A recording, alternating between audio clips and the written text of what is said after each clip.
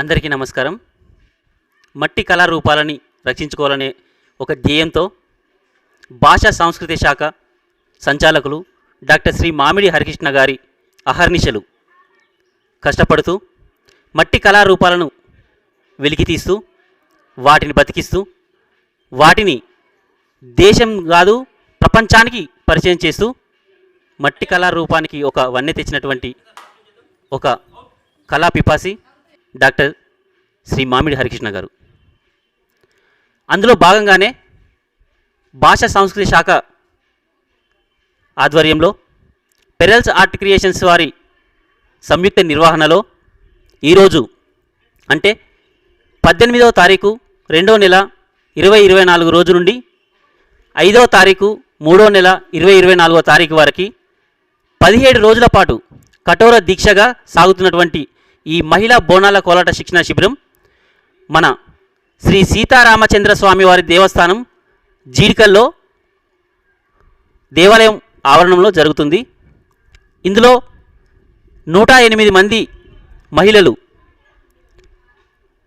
90% మంది 50 ఏళ్లకు పైబడిన వారే ఉన్నారు. వాళ్ళ ఇంటి పరిస్థితులు కానీ, వాళ్ళ స్థితిగతులు కానీ, వాళ్ళకు ఉన్నటువంటి సమస్యలను కానీ వాటన్నిటిని పక్కన పెట్టి ఒక కసిగా ఆడాలి, పాడాలి, ఈ ఆటను నేర్చుకోవాలి అనే ఒక ధ్యేయంతో వాళ్ళు చాలా కష్టపడుతున్నారు. సుమారు ప్రతిరోజు 8 గంటలు కష్టపడుతున్నారు. వాళ్ళ ఆసక్తిని చూస్తే మాకే చాలా ముచ్చటేస్తుంది. ఇంకా చేయించాలనే ఒక తెలియని కోరిక అనేది మాలో ప్రతిరోజు పెరుగుతుంది. కాబట్టి ఎంత కష్టమైనా సరే వాళ్ళకు అర్థమయ్యే విధంగా చెప్తూ వాళ్ళని ఒక చిన్న పిల్లల్లాగా చూస్తూ వాళ్ళకి నేర్పించడం జరుగుతుంది. ఈ కార్యక్రమం 5వ తారీఖు 3వ నెల 2024 జీడికంటి శ్రీ రామచంద్ర స్వామి వారి దేవాలయ ఆవరణంలో ముగింపు కార్యక్రమం ఉంటుంది.